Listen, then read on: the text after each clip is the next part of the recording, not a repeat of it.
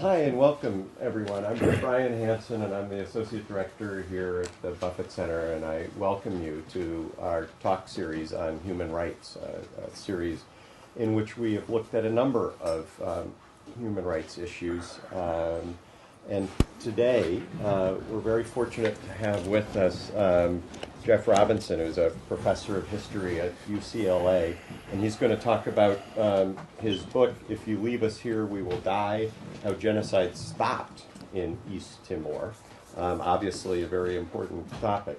Stopping genocide is something that never happens. Rarely, if ever, happens, and if there are lessons we can learn from that case, it could be very valuable in the future as well.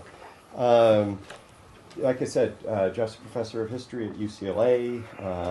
Other things that he's done include a book, The Dark Side of Paradise, Political Violence in Bali.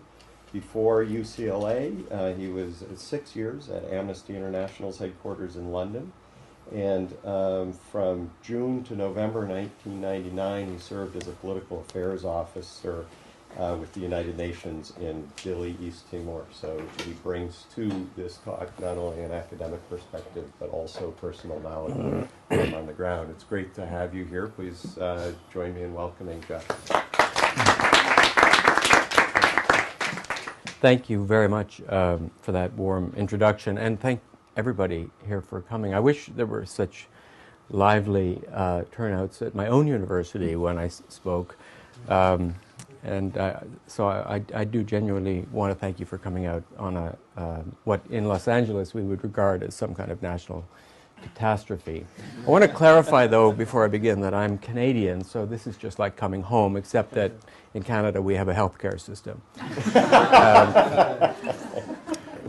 And I also, actually, a little bit more seriously, I want to clarify something, that I am speaking partly as a historian today, and in the book I make this very clear. I'm writing partly as a historian and partly as a participant. And some people may and already have questioned whether it's possible to do that, whether it's possible to combine these two roles. I happen to think that it is possible, but I'll let you be the judge. So let me begin. I may have to slide my glasses down my nose because I don't have bifocals, and I should have them. And so, actually, I can't see what I've written here. August 30th, 1999, the people of East Timor went to the polls. And the question before them in this vote, which was supervised by the United Nations, was whether to remain under Indonesian rule or whether to become an independent state. They had lived under contested Indonesian rule since 1975, as I'll explain a little bit later. A few days after the referendum, August 30th, 1999, the UN authorities announced that nearly 80% of the population had voted in favor of independence. There was rejoicing, very brief period of rejoicing, but almost immediately pro-Indonesian militia groups and Indonesian army soldiers began a campaign of violence that shocked even those who had predicted some kind of backlash. So those who lost the ballot, Indonesians, and those East Timorese who supported the Indonesians, began a campaign of violence. By the end of September, that is to say, within a few weeks' time, 70% of the country's infrastructure had been burned to the ground. That means buildings, but also buildings and facilities, electrical facilities, communications towers, and so on. An estimated 400,000 people, which was about half of the entire population of East Timor, had been forcibly displaced from their homes, and about 1,500 had been killed. The vast majority of those victims were real or suspected supporters of East Timor's independence. But they included, surprisingly, in this overwhelmingly Catholic country, they included many priests and nuns, and they included local UN workers. The perpetrators, as I've suggested, were overwhelmingly local East Timorese militiamen who took the Indonesian side, and, importantly, Indonesian army soldiers. Some of the victims had been shot dead. More had been decapitated, burned, hacked to death with machetes, their bodies left by the side of the road to rot, and in most cases as a sign to others of what would happen to them if they did not follow orders to move as the authorities were demanding that they move away from their homes into Indonesia. So the violence fueled the displacement as a deliberate strategy. The swiftness with which this violence spread and its apparently orchestrated character led some observers to fear an impending genocide. And those were not idle fears, because in the late 1970s, East Timor had indeed experienced what most observers, most fair-minded observers, describe as a genocide. The conservative estimate is that 100,000 of a population of 600,000 people died in a period of a couple of years in the late 1970s. 100,000 is the low-end figure. The high-end figure is 200,000, or a third of the population. But even as the possibility of a second genocide was being discussed, the tide suddenly turned. On September 15th, just 11 days after the worst of the violence began, the UN Security Council did something it rarely does. It ordered the deployment of an international military force to intervene for humanitarian reasons in East Timor to stop the violence. That force, also almost unprecedented, that force deployed within a week, or 6 or 7 days, I would say, roughly a week. And about 2 weeks later, the violence had stopped. The threatened genocide was over. The book from which this talk is drawn, this is the book here, Shameless Self-Promotion, it tells the story of this year, which is in equal measure a terrible story, but also a strangely uplifting story. It is a story, as I've implied, of terrible mass violence that might, people think, have degenerated into genocide, but also of an extremely rare success in bringing such violence swiftly to an end. Among other questions, the book asks, why did the violence of 1999 occur as and when it did? Who was responsible for the violence, and how was it stopped so swiftly? In its simplest form, my argument here and in the book is that it was not a couple of things. So let me begin. It was not, as Indonesian authorities claimed, the result of deep cultural predisposition toward running amok on the part of Timorese people. It was not, as Indonesian authorities claimed, primarily the result of deeply rooted political differences among East Timorese, which Indonesian forces tried, unfortunately did not succeed in preventing. I argue instead that the violence, and particularly the use of East Timorese militia to conduct the violence, was part of a deliberate strategy. That is, devised by Indonesian military authorities and civilian authorities to influence the UN-supervised referendum, if necessary, to derail or discredit the referendum, while maintaining the illusion or the fiction of official neutrality. The use of militias, in other words, was strategic. Secondly, I argue that the particular form and style that the violence took, this what appeared to be uncontrollable rage and amok-style violence on the part of the militias, was rooted partly in this strategy and was the result of orders, but also was rooted in what I call an institutional culture of terror. That is, not a culture in the sense that the Timorese people or the Indonesian people were violent or terrorists, but rather that the institution of the Indonesian army had an institutional culture which involved the use of terror. And that this institutional culture over time affected also the proxy organizations established by the army, including the police and these militias. Third, I argue that the violence was facilitated to a great extent by a long pattern of acquiescence on the part of major Western states. But equally, that it was brought to an end by a very unusual confluence of events in late 1999, which temporarily, really temporarily, disrupted that pattern of acquiescence. And finally, I argue that innumerable individual and collective acts of conscience, and I would say in some cases also acts of courage, by East Timorese especially, but also by others, were among the more important factors creating that unique conjuncture, that unique confluence of events at the end of 1999, and therefore it can be said that those acts of conscience were also important in bringing to an end the violence so swiftly. Now, I think that East Timor is, I accept that East Timor is not typical. I think, however, that there may be some more general conclusions that can be drawn. I want to return to those at the end, if there's time. But first, let me do what historians like to do, which is just tell the story. And then we'll return to some kind of drawing out of meanings at the very end. So if you bear with me, for people who already know this story very well, I'm going to very quickly bring you up to 1999. I've totally forgotten about this. Okay. Pictures of Timor after the violence. That used to be a house.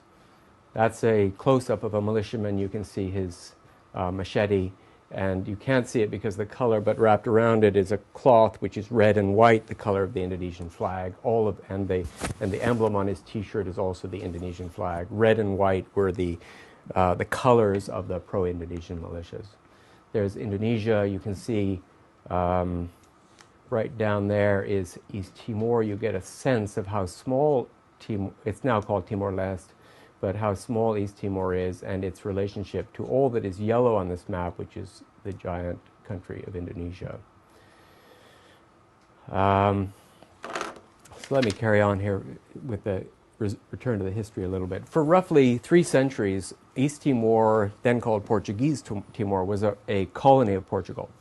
The western half of the island, which you can see in this next photograph,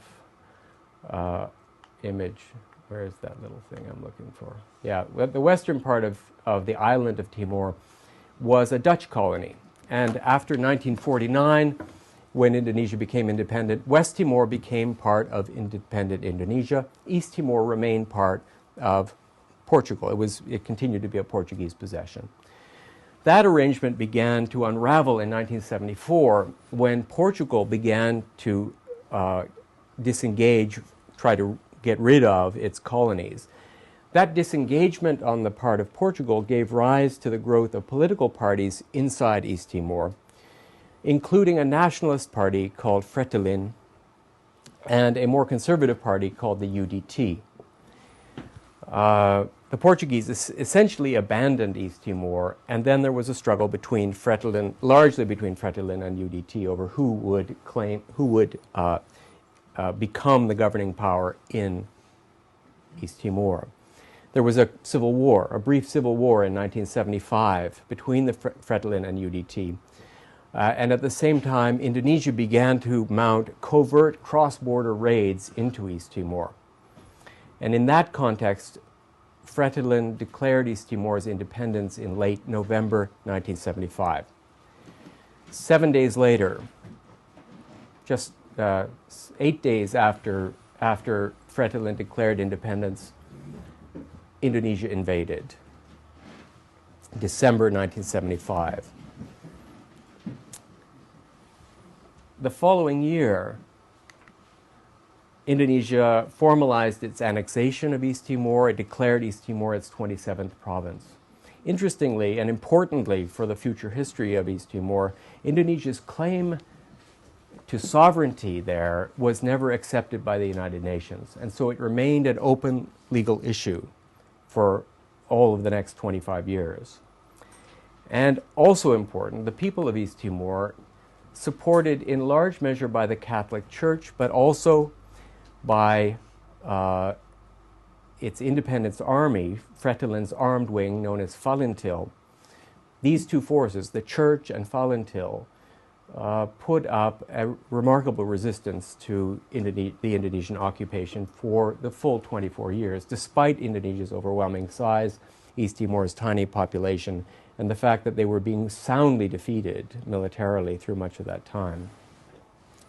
During this period, 1975 through 1999, Indonesian forces were responsible for human rights violations on a staggering scale, little noticed in the West for quite a long time, resulting, as I have said, in the death of at least 100,000 people, possibly 200,000. The vast majority of those died in the course of counterinsurgency operations in 1975 to 79. Most as a result of starvation and disease because they were forcibly displaced from their homes. They were not allowed to grow or harvest the crops that they had already planted.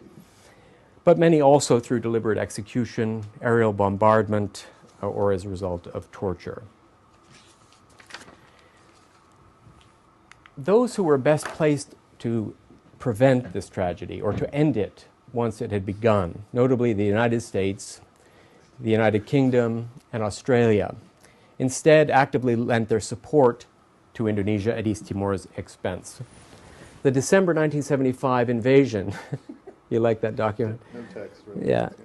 The December invasion was launched just one day after President Suharto, Indonesia's President Suharto, met with U.S. President Ford and Secretary of State Henry Kissinger in Jakarta.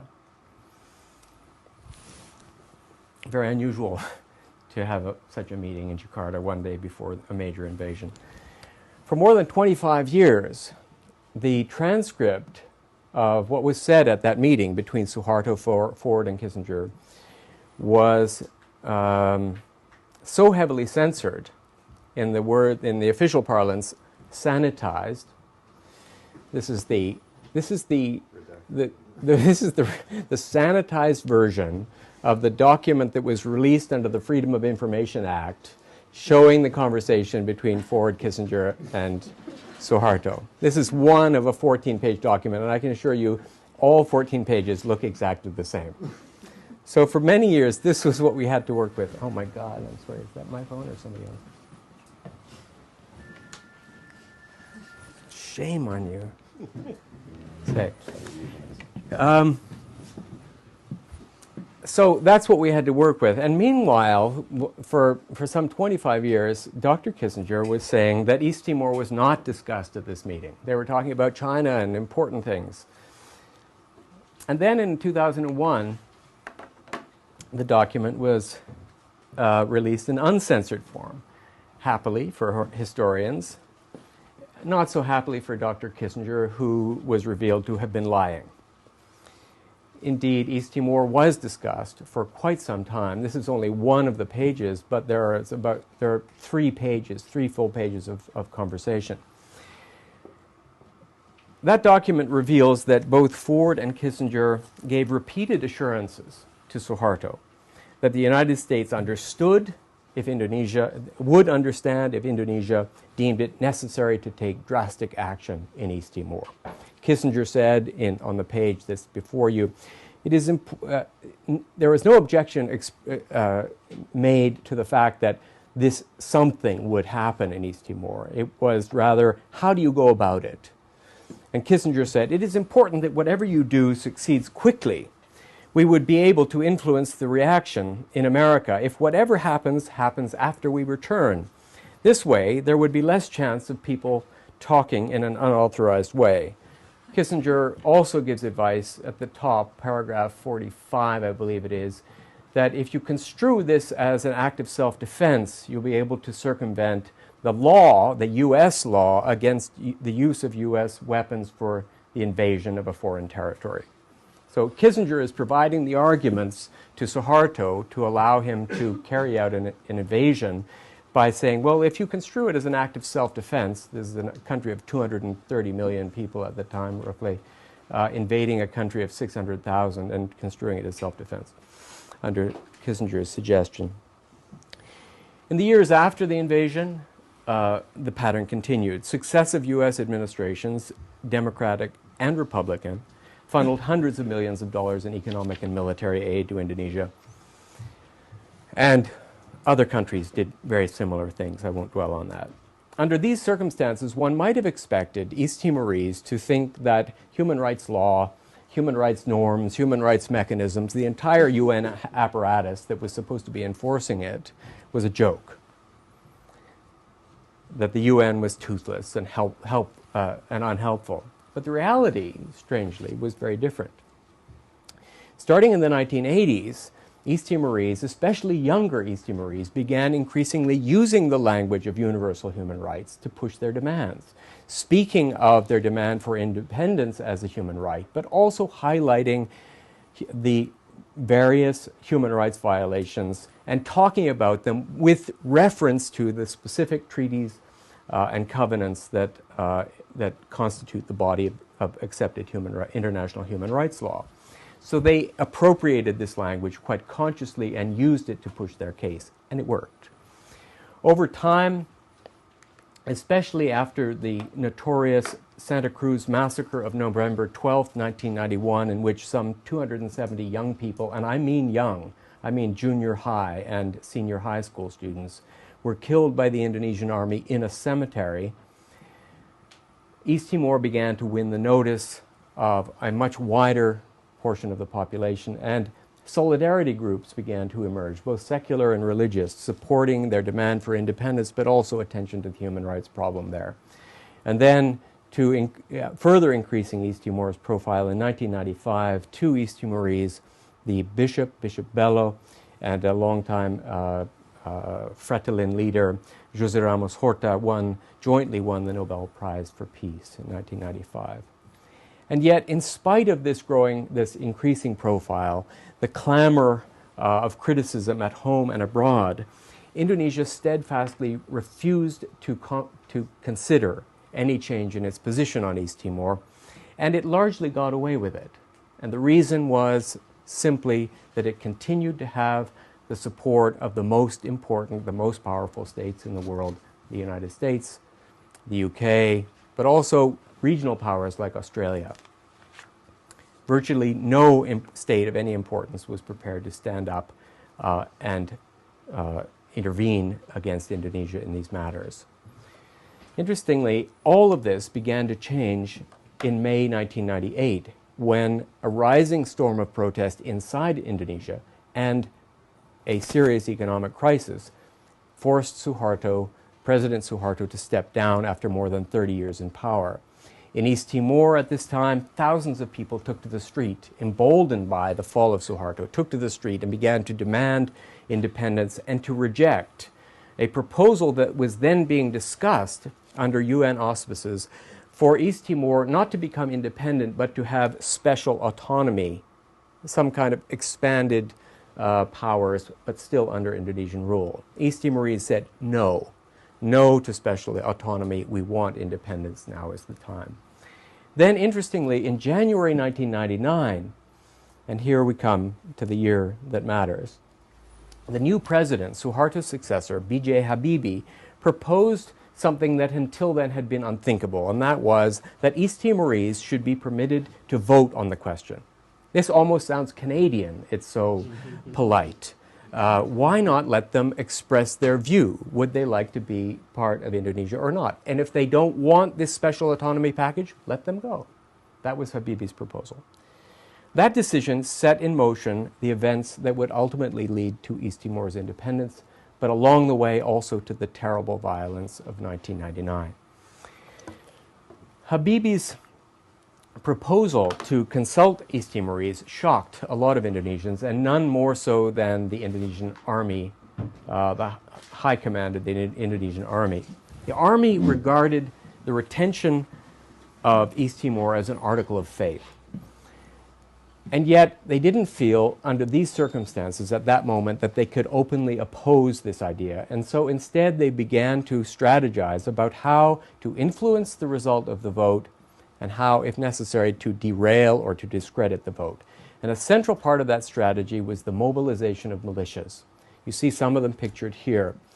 The guy on the top is not East Timorese. He's Javanese army soldier with a militia wig on. Down below you see real militiamen at a parade of some kind.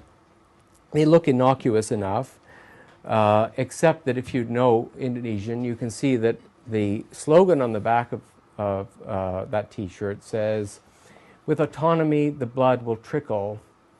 With independence, the blood will flow."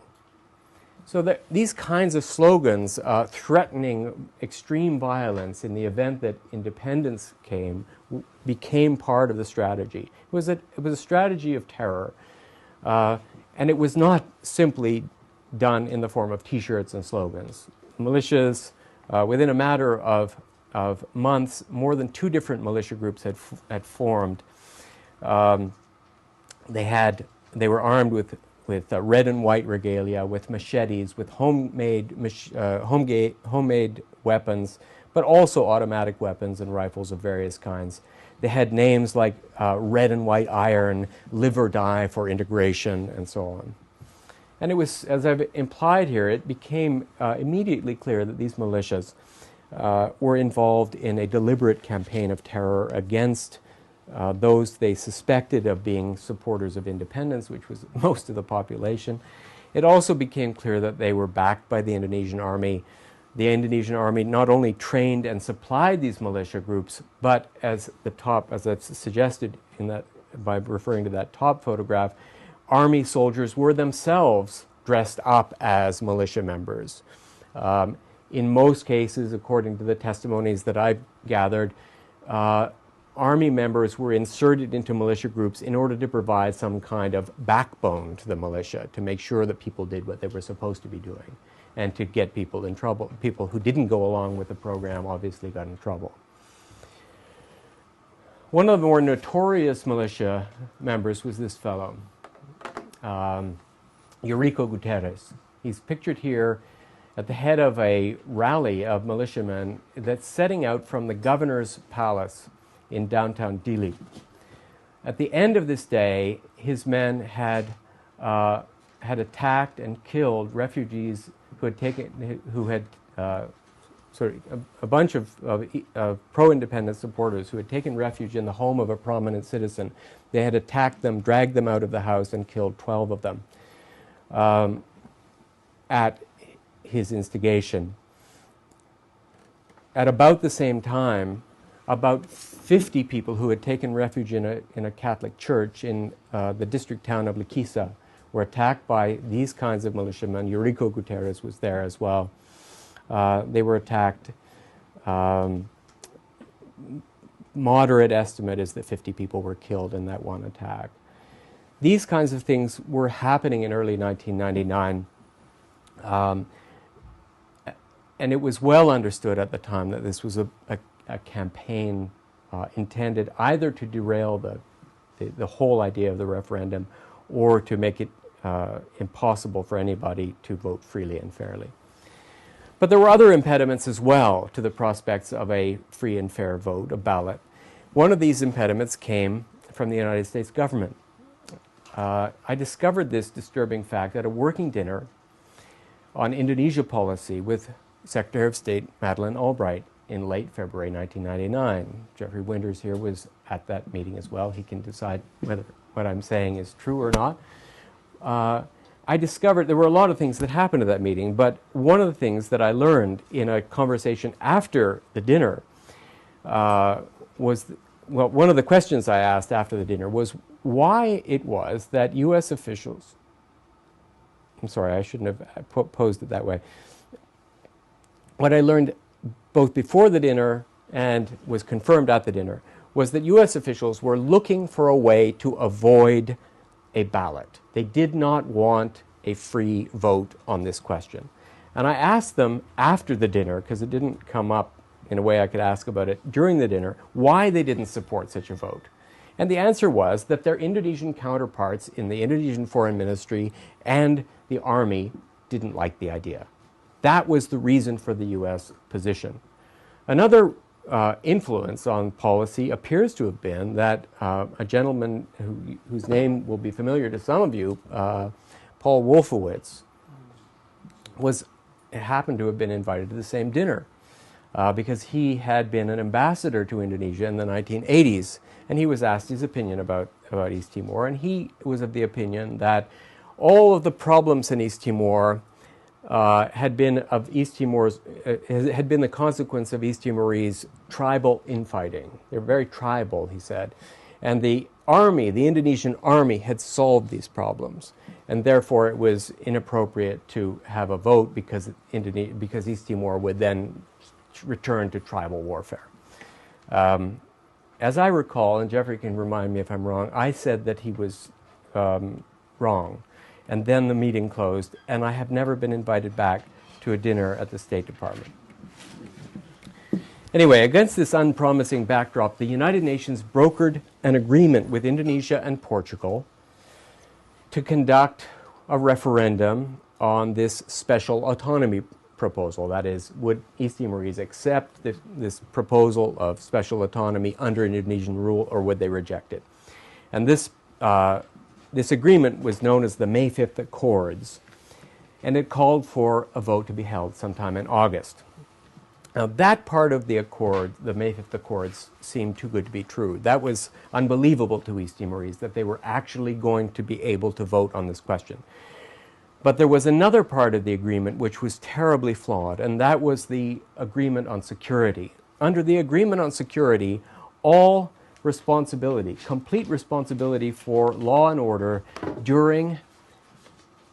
before, during, and after the referendum would be in the hands of Indonesian security forces. The same security forces that had for 24 years been committing systematic human rights violations in the territory, that were known not only to oppose independence for East Timor, but also to oppose even the idea of a referendum. And yet they were given responsibility for securing for security during the referendum. Here's a sequence I just want to make sure you look at. Here are Indonesian, this is a paramilitary police surrounding one Timorese, pro-independence Timorese supporter over here. Where is my little thing? You can see him over on the left. He's unarmed. He's not doing anything. They're surrounding them. There are four in the picture, more out of the picture. And the next scene, a few seconds later, he tries to run away, and that is the consequence. The United Nations itself, including its police and military contingents, were to be completely unarmed. That was a perfect example of the problem, the continuing problem of broad international acquiescence in Indonesia's unlawful rule in East Timor. In spite of that flaw, the United Nations mission in East Timor, known as UNIMET, was deployed starting in late May with the aim of registering everybody, doing voter education, and having a vote conducted despite all of the violence in August, less than 3 months away. Almost immediately, the question arose about whether it was wise to proceed with the vote, whether in fact you could have a free and fair ballot in these circumstances. And this is where I came in, and my colleagues in the Political Affairs Office were asked this question. Well, what is your assessment of the security situation? Do you think it's wise to proceed? And that was our job, to try to figure out these questions. And we consistently said we did not think the conditions existed, and we didn't think the vote should go ahead. And we reported that consistently, pretty much every week. I wrote the weekly situation reports that went to New York, and they consistently said the conditions don't exist, you cannot go ahead with the vote. And then in the end, the decision was taken to proceed. Okay, so our counsel in the Political Affairs Office was completely ignored, which is not too surprising. I'm not bitter about it, because some good things came of it. And I want to stress here that even though it's not what I and other people in political affairs advised at the time, the decision was strongly supported. The decision to proceed in spite of the threats of violence was strongly supported by many East Timorese, probably most East Timorese, including the main resistance leader pictured there, Xanana Gusmao. He pointed out, and others pointed out that any delay under this threat of violence would only benefit the side that was responsible for the violence and would only benefit those who did not wish to see the free expression of popular will. In other words, the violence would have worked. And he was determined that it would not. Following a similar logic, at about this time, Gusmão issued an order to the independence forces, Falintil, to refrain from all acts of violence. He's asking a guerrilla army, an armed guerrilla force, do not use force. Even when you're being provoked with violence, even when your people are being killed, do not retaliate with force. And his intention was to demonstrate unequivocally that the violence was not, as the Indonesian authorities claimed, was not a clash between East Timorese, but in fact was coming from one side. And that it was part of a deliberate plan to provoke violence among East Timorese, which could then be used to justify a continued Indonesian presence there. That order was not, as you can imagine, universally popular. There were people who did not want to stand by and watch their families and their villages be attacked.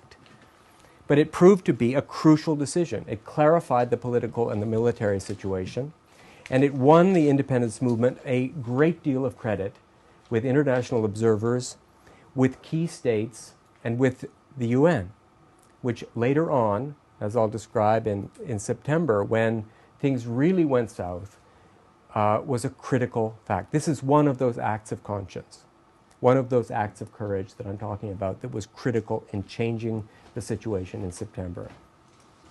Against this background, voter registration proceeded with only minor delays, and on August 30th, against everybody's wildest dreams, East Timor went to the polls. That was the ballot. Simple. Do you accept the proposed special autonomy for East Timor within the unitary state of Indonesia in 4 languages, or do you reject the proposed special autonomy? And then a symbol for each of the options, and then you either made an X or poked a hole in one of those 2 places. That was it. I think it's safe to say that nobody who was there on August 30th, 1999 will ever forget it. East Timorese, many of them dressed in their Sunday best, set out in the middle of the night to make it to polling stations when they opened at 6:30 in the morning. They braved militia threats. In some cases, they braved actual acts of militia violence for this chance to vote. And when the figures were tallied at the end of the day, an extraordinary 98.6% of registered voters turned out to have voted. 98.6% turnout. I don't know if anybody's familiar with what the turnout rates are in local elections, let alone presidential elections. You're doing well if they're around 50%. Local elections, maybe 20. Maybe it's better here in Illinois, I don't know. 98.6%, and of those, 78.5%, almost 80% had voted for independence. I actually went to one of the polling stations in Dili toward the end of the day. It was around 3 o'clock. Polls didn't close until 4 o'clock. I went to this polling station, and there was nobody there. And I thought, oh my God, the militia violence has worked. Nobody's there. I went up, and the Timorese, dressed in their UN blue things, were sitting there looking really disconsolate and down. And so I asked them, what's the matter? Why are you looking so, isn't this a great day? And they said, well, there's still 3 people on the voter roll who have not voted. And I know for a fact that they're not dead. And so we just don't understand. We really were expecting to have 100%. But, oh God. And there was a guy at that poll as well, at that polling station, an older man who was there who had got his registration papers mixed up. He was at the wrong station, his registration papers. He was weeping, begging me to allow him to vote, but which wasn't within my authority. I mean, the thing was done in a very legitimate way. And when the poll finally closed at 4, he was beside himself that he hadn't been able to play his part. And so the much debated decision to proceed with the vote appeared to have been vindicated. So many people coming out to vote. Almost immediately, however, that decision was thrown into question. Within hours of the end of voting, these militia groups began to attack and kill those it perceived as being pro-independence. Among the very first victims was a local UNIMAT staff member, a 50-year-old school teacher, João Lopes Gomes, who was stabbed in the back by militiamen as he helped to load the ballot boxes into a UN vehicle just after polls had closed. He was one of 12 local UN staff who would be killed over the next few days. The situation grew even more volatile with the announcement of the result of the vote on September 4th. Within a few days, all UN officials had been drawn back to the headquarters in Dili, which is a kind of a compound that used to be a technical high school. And that compound, within a day, by the 5th of September, was effectively under siege. Outside of the compound, militias reigned without any kind of limitation. Dili was on fire. You could hear shots ringing out. As the situation deteriorated, about 1,500 Timorese fled into the compound, where they joined about 500 staff who had been drawn in from all the various outposts in the country. And these refugees brought news of further abominations, of rape by militiamen. I'm picking up my phone instead of this thing, okay. But also repeated instances of militia attacks on people who had sought refuge in places like churches and police stations. It seemed that the people who had sought refuge were being targeted in some way. There was a church in Swai, the Catholic Cathedral in Swai, where hundreds of people had taken refuge. They were systematically massacred. There were people who had taken refuge in a police station in the town called Maliana, and they were massacred. There were people who had taken refuge in the bishop's residence in Dili. They were pulled out, not massacred, but taken away to an unknown fate. Here's a child's impression a few years later of what happened in the Maliana police station massacre. You can see in the center the army. This pointer doesn't work, but you can see the militiamen in their bandanas with their machetes and their weapons, either killing or getting ready to kill people who had taken refuge. As the days passed, the situation outside was obviously terrible. We didn't know very much about it because we were inside, and the situation inside the compound grew critical. Many of the 1,500 refugees had brought some supplies, but certain necessities like food, water, even fuel, and also, I should point out that the fuel was used to the fuel was used to supply electricity, so water, food, fuel, and electricity began to run dangerously low. And the logistical problems of housing some 2,000 people in a place that really was never designed to do anything other than have a few classes became acute.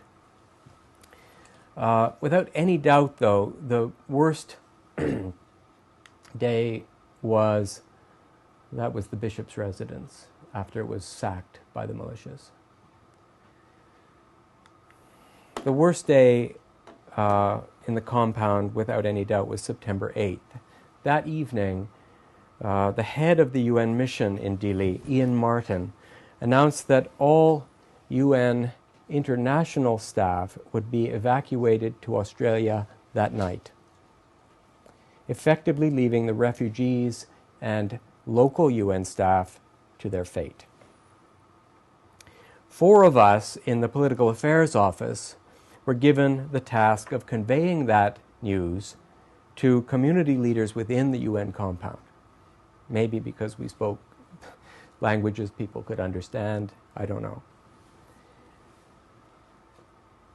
we had to convey this news to people with whom we had worked all through the previous 3 or 4 months, who had come to trust us, I like to think, and whom we certainly respected and trusted, like a very courageous Canossian nun, Sister Esmeralda.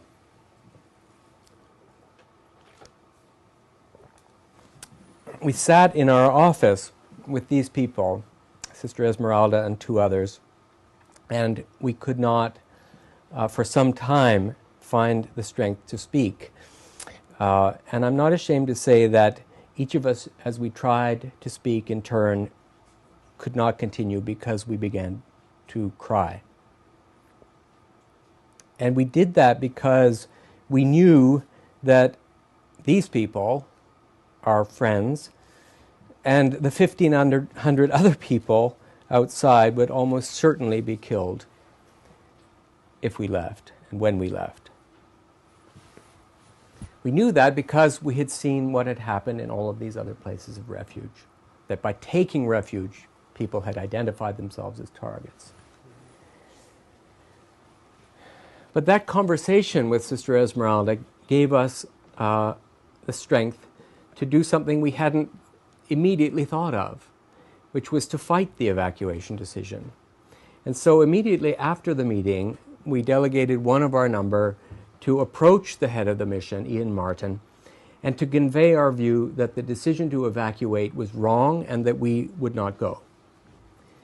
Meanwhile, a sense of outrage had begun to grip other UN staff and the few journalists and observers who had taken refuge in the compound. And those feelings fueled a kind of rebellion. You have to imagine the scene. The sun is going down. It's very dark. There's a lot of smoke from the fires that people are using to cook and to stay warm. And there is a kind of, and the word is spreading, and people are talking and becoming very agitated.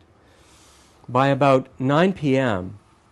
that evening, a substantial majority of international UN staff had said that they would not leave. That news was conveyed to Ian Martin, who I think was quite surprised, but also quite heartened by the news. And he conveyed it immediately to UN headquarters, I think possibly to Kofi Annan himself from the compound via sat phone. And by the end of the evening, the decision to evacuate had been postponed. UNIMET staff would not be leaving until, this was the promise, until the 1,500 refugees at a minimum had been taken to safety. Nobody knew how that was going to happen, but that was the commitment. UNIMET would not withdraw. That reprieve was followed by what seemed at the time, and may well have been, another critical turning point on the morning of December 11th. That was the day that another very unusual thing happened, which was that a delegation from the UN Security Council visited Dili. They had visited Jakarta for a few days before. They came to Dili, and they came to the UN compound. The Security Council doesn't usually go on trips to war zones, and yet in this case they did so. This is an interesting moment in UN Security Council history. They were walking, they got a briefing and so on, and we all told them the situation was terrible. But then, on Sister Esmeralda's suggestion, they did a walk around through the compound to see the situation, to see who we were talking about. And they did that, led by Sister Esmeralda, and I was along for the ride to translate for them. And out of nowhere, and people were kind of saying how horrible it was and how brave people were, and then out of nowhere a woman came, a youngish woman came up and grabbed the head of the delegation. He was a Namibian named Martin Njabe. Grabbed him by the hands and said, and this is the title of the book, if you leave us here, we will die. This conversation was longer than that, but that was essentially what she said. And it was a fascinating and very deeply moving moment. Martin Njabe, who was he was a former SWAPO freedom fighter, quite a a strong and tough-looking fellow, he got a very different look in his eye, and he embraced her. And he said, we will not leave you, I give you my word. And so, who knows what actually was the thing that changed everything. It could have been Clinton, woke up one morning and just decided to do something. I don't know. But at the time, and even in retrospect, it seems to me that another act of conscience, another act of courage must have been part of the equation. This was September 11th. The crucial decision was taken on September 12th, as I'll describe in a moment. A few days later, in the early morning hours of September 14th, some 1,500 refugees and UNIMET staff were evacuated, finally, to Australia. And within another week, UN forces had landed in East Timor, bringing an end to the immediate crisis. I'm getting behind on these photographs. This is a scene outside my office door, basically a family sleeping in the blankets of whatever they had brought with them as they fled their homes. They had really the luxury seats because most people were out of, these were at least on a dry surface under some cover. Most people were outside in the dirt somewhere with no bedding. That was a scene from an earlier evacuation, but basically that's what it looked like. And Ian Martin, I'm really distressed that, oh, there it is. This little red thing is, there he is. There's Ian Martin, the head of the UN mission. What this version of events, the sort of the abbreviated version that I've just told you, doesn't tell is how great the obstacles were to the course of the course that was finally taken. Staunch resistance to the deployment of peacekeepers or to any kind of military force continued throughout the tumultuous pre-ballot period and for almost 2 weeks after the vote, even as violence engulfed the country. And there was no question that the extent of the violence was understood in New York and Washington and London. It was being beamed by CNN and so on. By all accounts, I am sorry to say, the strongest resistance to the deployment of peacekeepers came from the U.S. The National Security Advisor at the time, Sandy Berger, my apologies to anybody here who may be related to him or think he's a swell guy, he said in a press conference on the 7th of September, when somebody said, when is the administration going to do something about East Timor? It's a real mess there. What is your position? He said, my daughter has a very messy apartment up in college. Maybe we should intervene to have that cleaned up too.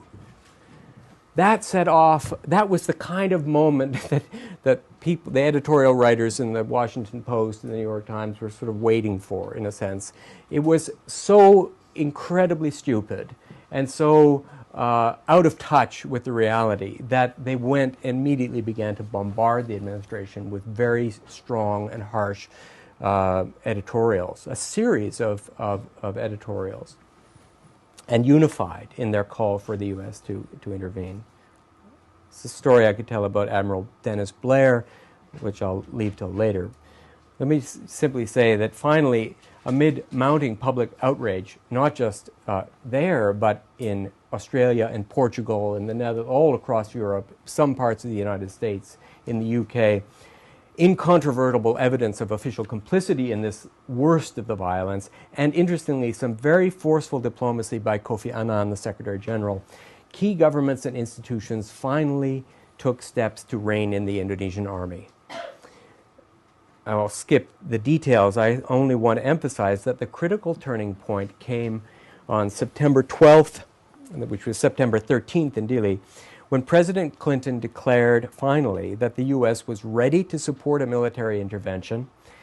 He announced the suspension of all military ties to Indonesia, and he threatened to withhold support for pending IMF and World Bank assistance, which was really very seriously needed by Indonesia, which was facing a serious financial crisis, economic crisis. He would do all these things unless Indonesia accepted an international military force inside East Timor. Later that night, President Habibie announced that Indonesia would accept an international force.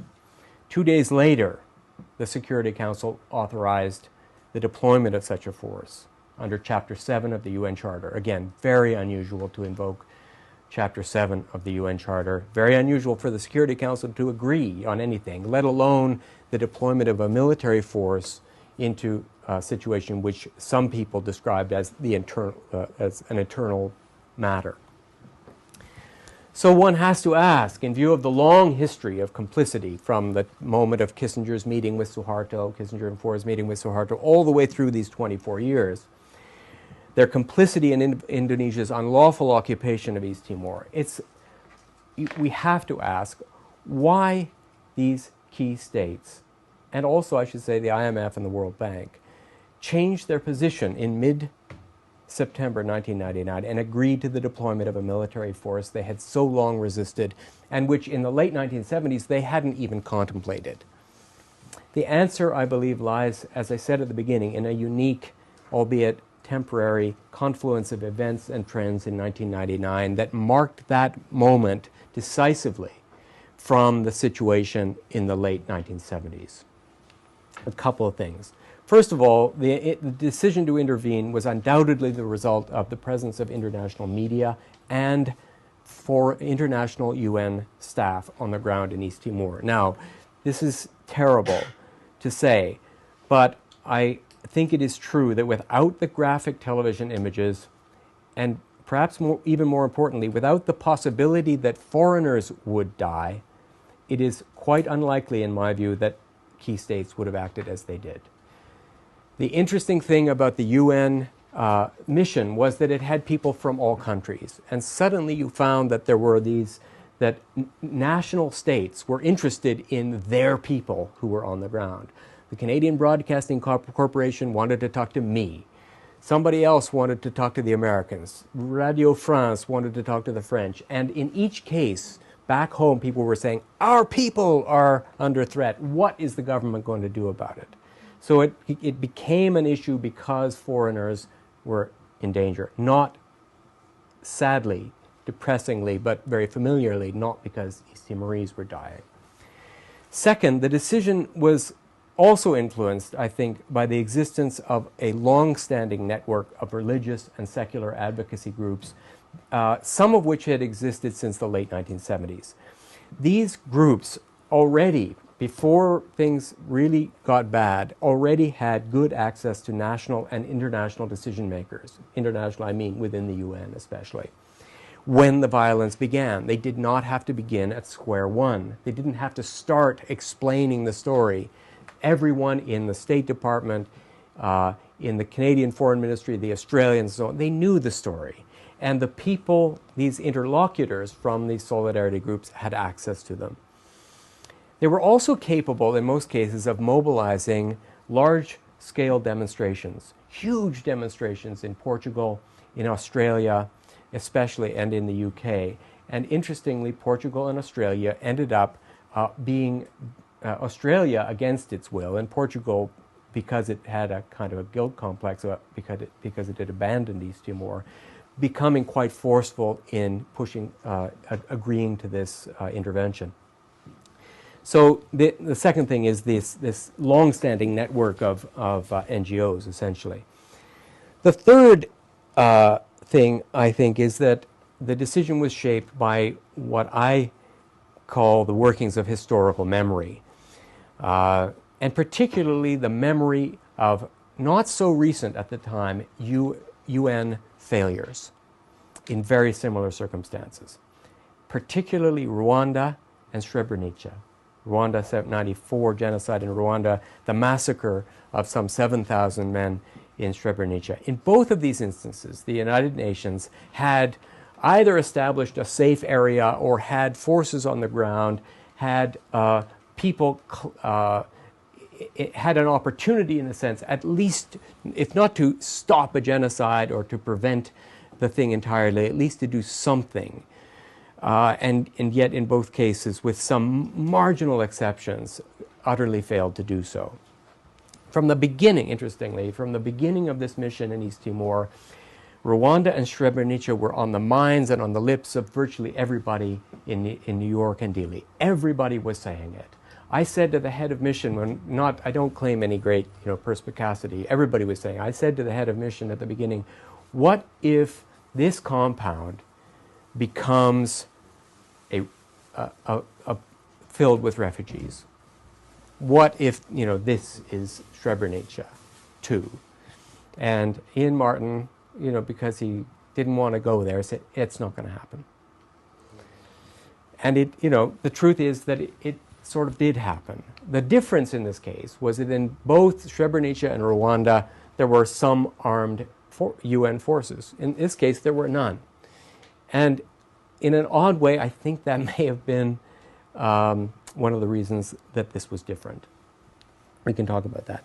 I want to simply mention that this was on the minds of people, and I am positive that it affected decisions. And I'm particularly sure that it affected the decision of Kofi Annan, of Bill Clinton, and Madeleine Albright, all of whom were complicit in the failures and had been chastised in 1999 for their failure to do their obstruction of any UN action in Rwanda and also in Srebrenica.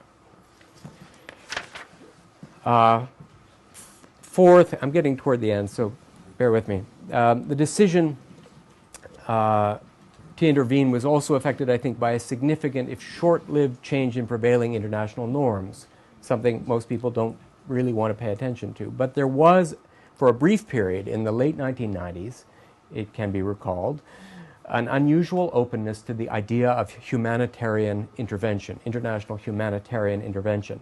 And particularly after the NATO operation in Kosovo in mid-1999, which at that time was still considered to have been a success, a sense that such military interventions for humanitarian purposes could succeed.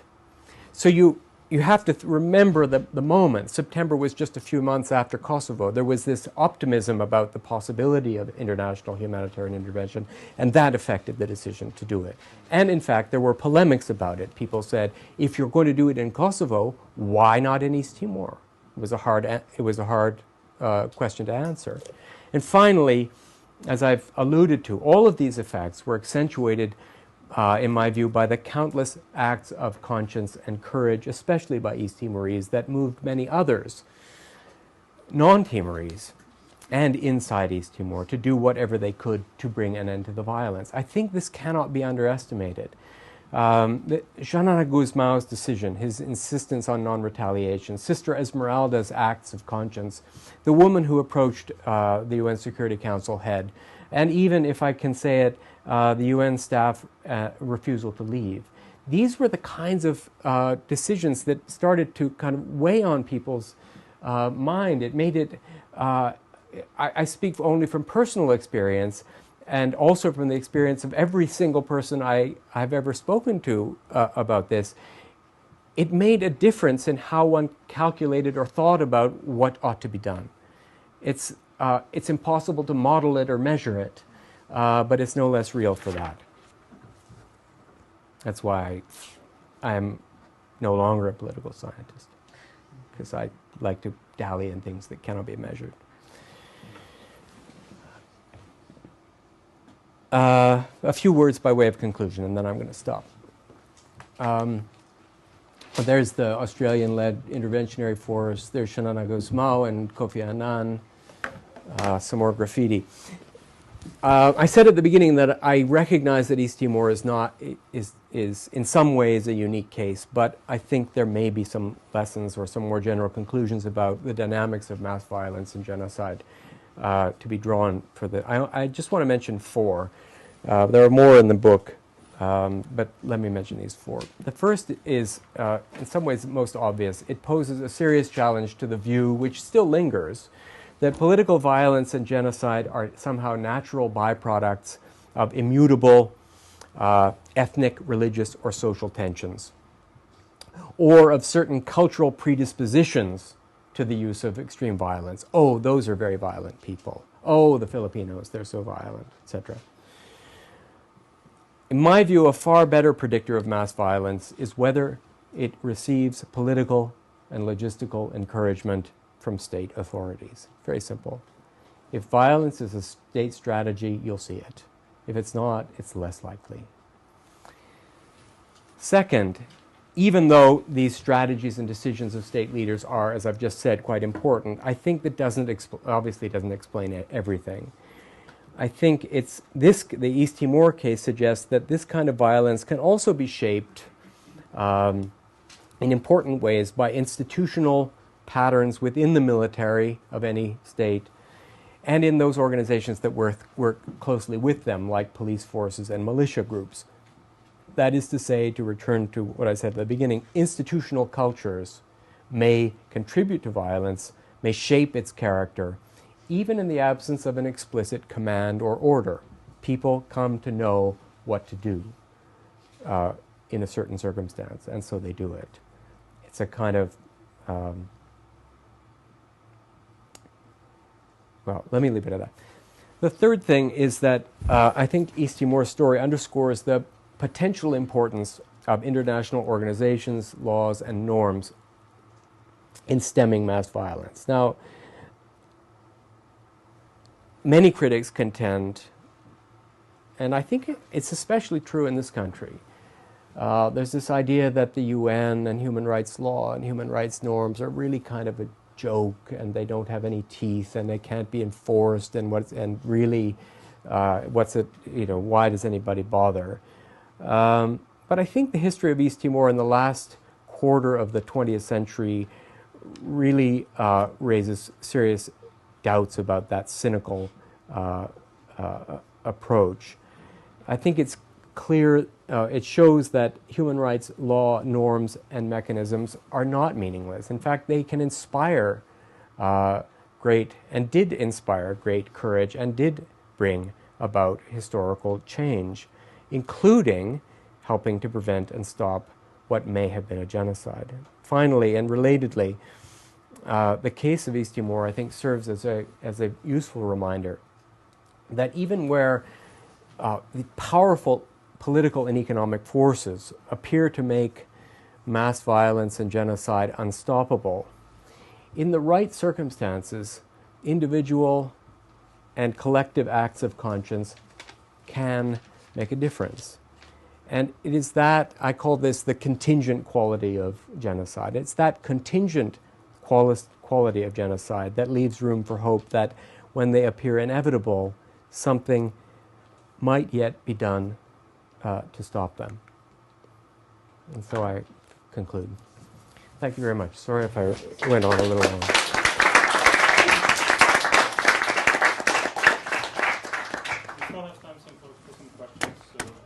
I'm happy to take questions. Yeah. Thanks a lot for the presentation. And I agree with you that cumulatively, the reasons you gave at least help explain why the second wave of genocide was contained. Now, testing the reasons you gave, can you tear apart all those reasons? Let me just give you a few examples. One, there were a number of, following the death of the journalists from Britain and Australia, there was quite a bit of, in the press, for example in Australia, urging the government. In Britain, it appeared almost only in areas where the journalists came from. New York Times publicized what was going on, yet nothing happened. Because I'm referring to the idea that these are our own. Yeah, okay. You're referring to 1975, those yes. who were killed at Balibo Yes, in October 1975. Yes, so nothing much was done, and going through the declassified memos from Britain and the United States. In Britain, the High Commissioner said, well, we know where American interest is right now. Let's change. Let's not, it's not there. So when you test that, I think you might have to rework it a little bit, but it still works well. Religious network, is it the timing which is important? Because it was there before. Okay, are you explaining? Do I get to answer them one at a time, or do I have to answer them all? Just put it all together, and then you can debunk the whole thing. Yeah. Okay. Very briefly. Okay. religious network, is it the timing? Because they were there before. In terms of memory, Rwanda memory, it also works the other way around in other instances. In terms of Clinton, all of a sudden, Jimmy Carter was perhaps the best human rights area, but all of them did the same thing.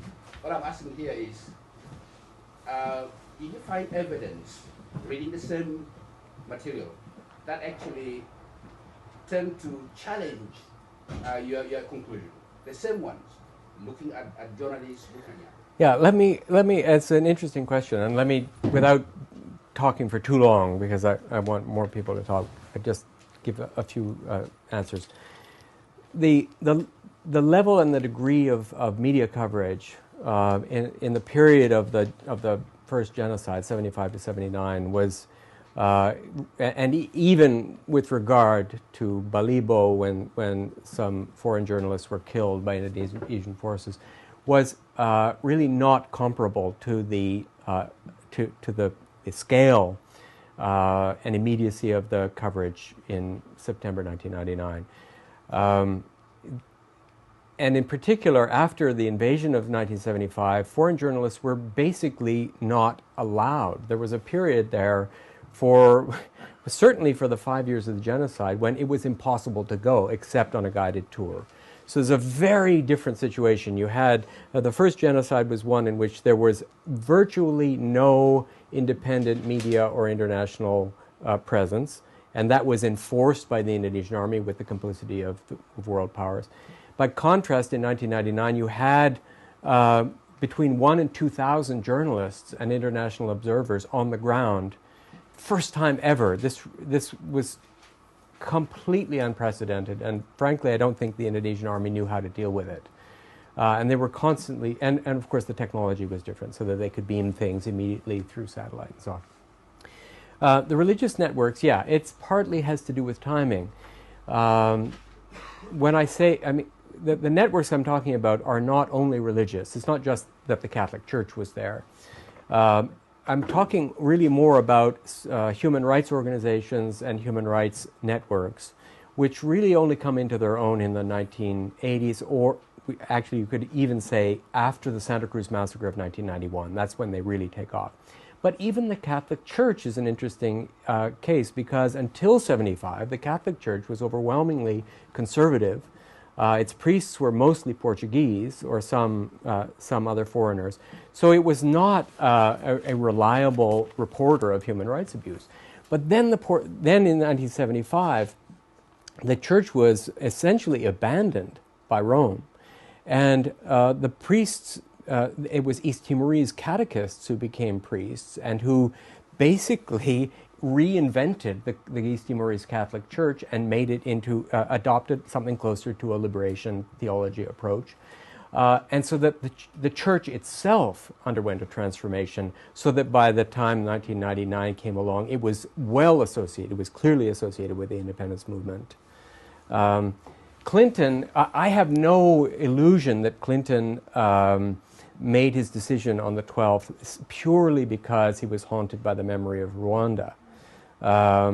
Frankly, I sort of doubt it. I think it was certainly part of the argument that could be made to sway him. I think probably what was more important was that by the 12th, he had experienced a really withering barrage of criticism in the Washington Post and the New York Times, and there was bipartisan criticism from Congress.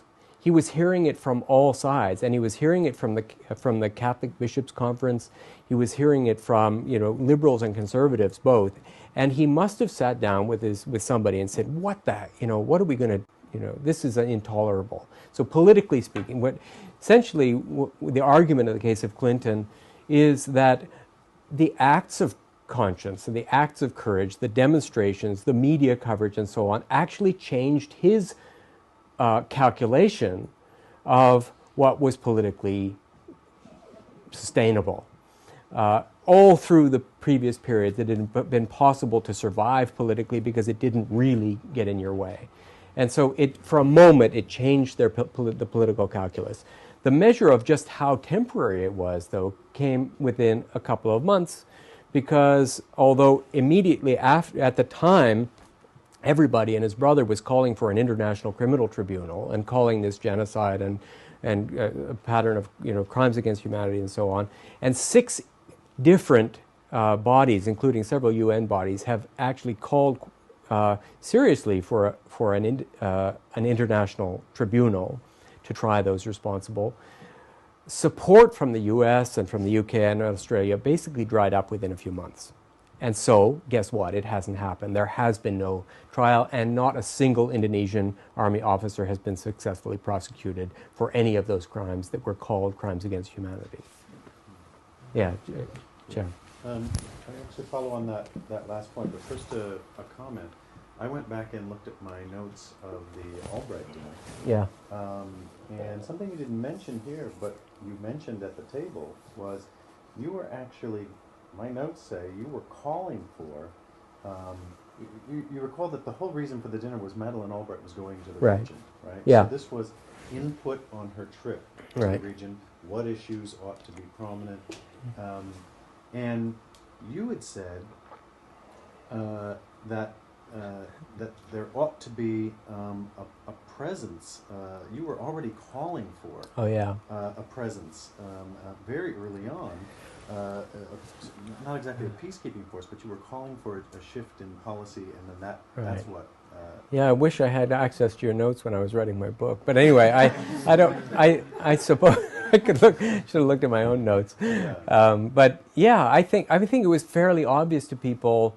I don't want to say it was obvious, but by February it was already clear that the militias were being organized. There were already villages being burnt down. People were fleeing. There were in the order of 30 to 40,000 internally displaced people already by February. So it was clear that it was going to get ugly, and that the Indonesian army was not going to let it happen. Here's the question that connects to the last point you made about the impunity. If we take another lesson from this, one of which is a negative lesson, it's that if you're involved, as General Wiranto or other generals were, in training the militias, launching the violence, supporting the violence, and so on, and yet have some kind of attempt at deniability. What's happened since then is no one has been brought up on charges, and more bizarrely even, Xanana Gusmao and Jose Ramos Horta do not support UN actions, tribunals, and so on. They've done a lot to block the momentum. Yeah. And so one of the arguments one could make from this is, well, if you're going to organize this, you can get away with it. And therefore, it encourages one to go ahead and kill, massacre, and, so you may say genocide was prevented in this case, but what role would punishment and real follow-up on human rights issues play in making sure, because part of what I take away from your talk is, if I were strategizing how to avoid a genocide, I would say, get some foreigners in here. Step number 1, get as many sort of foreigners in place as I can, because they'll be a shield in a certain sense. Maybe. I mean, I guess I would be cautious about trying to, devise a strategy based on this, because the pieces come together in such a kind of unlikely way, and the timing is everything. But I think your initial point is absolutely right, that this pattern of impunity actually is one of the big problems. That not just for Indonesia or for East Timor, but for others. If people look at what happened and look at how resoundingly it was condemned and how convincingly it's been shown that this was orchestrated and so on, and yet nobody has been convicted, the obvious... Nobody brought into a trial, period. Well, some have been indicted. There's a UN-supported... Here's another sort of interesting part of it, which is that the more impressive prosecutorial work has been done by East Timor than by Indonesia. East Timor, in this tiny place where most of the lawyers, there were very few lawyers, and some of them were killed. With the help of the UN, actually set up something called the Serious Crimes Unit, and they had a special panel for serious crimes, which was capable of hearing cases for serious crimes, genocide included. The problem was that the only people they could get their hands on were East Timorese militiamen, people who were basically following orders. And all the Indonesian commanders who had organized the thing were in Indonesia, and Indonesia refused to surrender them to the court, refused even to recognize the existence of the court. So, they did issue indictments. They issued an indictment of Wiranto, among others, and including a number of other generals, and they did very, very good work. Those indictments are actually fascinating reading, but as you say, because Gusmao himself and also José Ramos Horta, stalwart fighters for human rights while they were out of power, have now, unfortunately, decided that it's more important to maintain good relations with Indonesia than it is to push forward with these prosecutions. And there are an awful, I can only say, there's a chapter in the book about justice and reconciliation, and you can probably imagine where I come down on this question. But I'm not alone. It's not like, all East Timorese want to have reconciliation with Indonesia, and Shanana speaks for them. And it's only a bunch of, kind of crazy liberal professors at UCLA who are calling for an international tribunal. There's an awful lot of Timorese who are deeply angry and frustrated, and who have reached the conclusion that if the judicial system isn't going to do it, we'll do it ourselves, which is exactly what you don't want, because that leads then to a further cycle of violence. So, wait, who was next? I had just a quick response to you. Sorry, Yeah. I put my hand like this now. I guess I just wanted to maybe, I disagree with your concept of foreigners flooding in as being the perfect solution. I guess I agree on some grounds, but maybe I was just going to suggest a way to define that a little bit, and that maybe foreigners are most important when they are very high profile, and yes, in large numbers in the media, but not necessarily super involved with NGOs and infrastructure, as far as civil society infrastructure, NGOs, churches, things like that. Although they might still be helpful, that the greatest punch is very high profile, important media. Just something to throw out. Could be, yeah. I'm not sure. A lot of the people who were there on the ground in Dili in September '99 were not that. They weren't Angelina Jolie. They were, people like me, I guess I mean major institutional backing, which you didn't have. Yeah, I suppose that may be part of it. Yeah. Well, there may be something in that. But again, I want to emphasize that I don't think any single one of these elements that I've outlined really is determinative or on its own could stop. We can't say, oh, here's our solution to genocide. We'll just get, important people. You say September 12th is such a turning point, and that decision was crucial for genocide not to happen.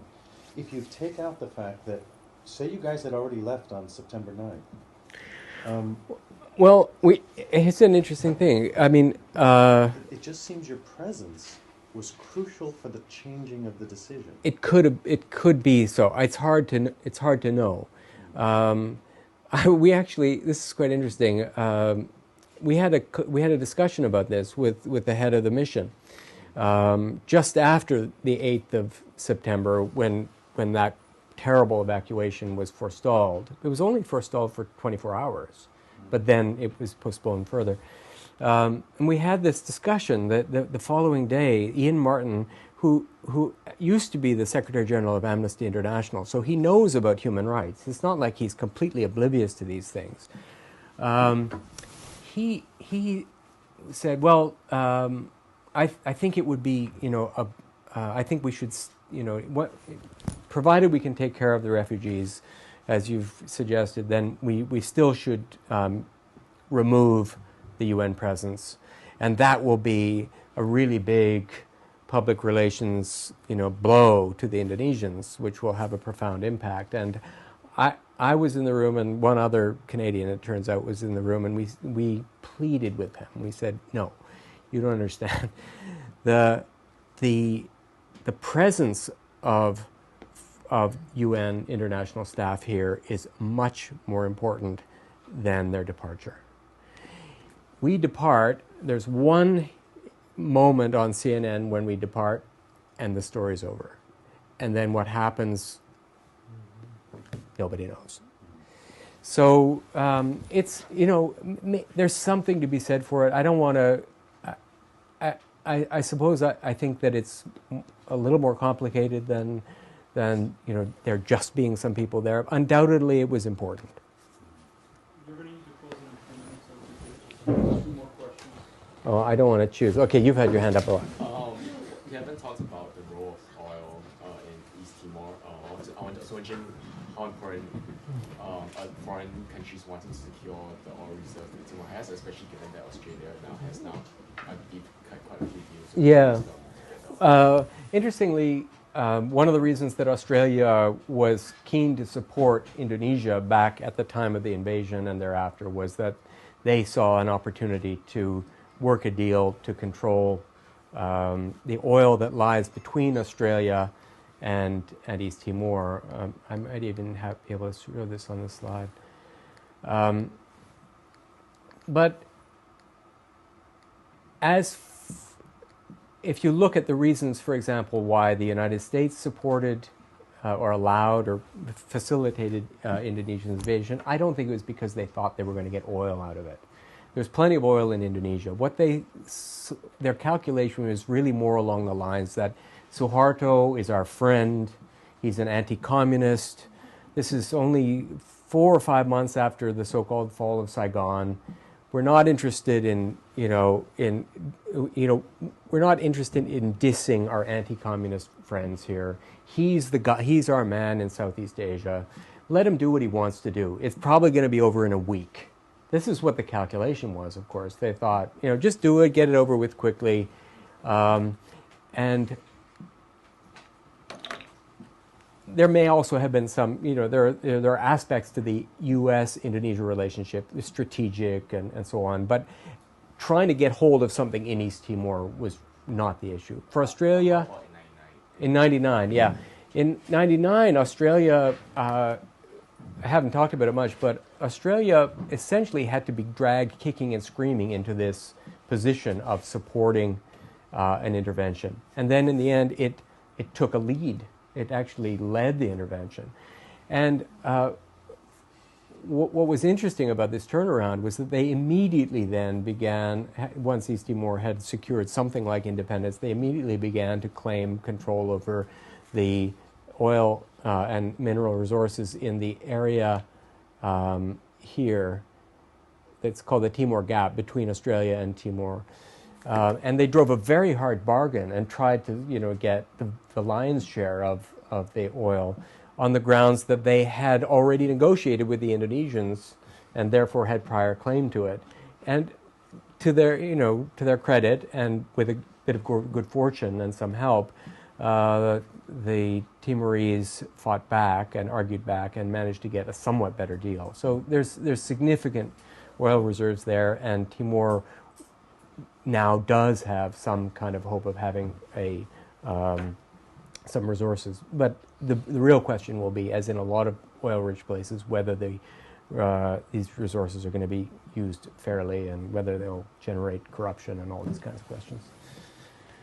One more question. Okay, yeah. I wanted to ask about the kind of historical positioning of this in 1999 with the end of the Cold War and the war on terror, and whether you think those kinds of geopolitical forces position this uniquely as a time period in the 90s as opposed to where we are now, for how human rights gets enacted. Yeah, I think definitely does. I allude to it when I'm talking about international norms, for example. 89, people talk about the Santa Cruz Massacre of 91 being a turning point. I think 89, in a sense, is the turning point. It's at that point that Timorese begin more and more themselves to embrace the language of human rights, and after 91, it gets this massacre. When this massacre happens, it's expressed in these terms, and that language, that discourse of human rights, has credibility.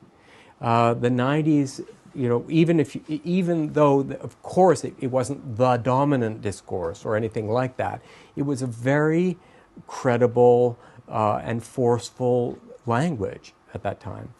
And so people used it, and particularly after the Cold War, it was difficult. And I think, especially in this area, Southeast Asia, it was difficult for many Western governments to say they were not concerned with human rights, because the whole argument had been, well, we're in favor. We believe in human rights. This is and now suddenly the Berlin Wall has fallen, and what else is there to fight for apart from human rights? So there's a sense in which the 90s are the time for people to embrace this language and for it to have some kind of effect. At the time, it seemed like it was really an uphill struggle. But in retrospect, it's sort of like a heyday.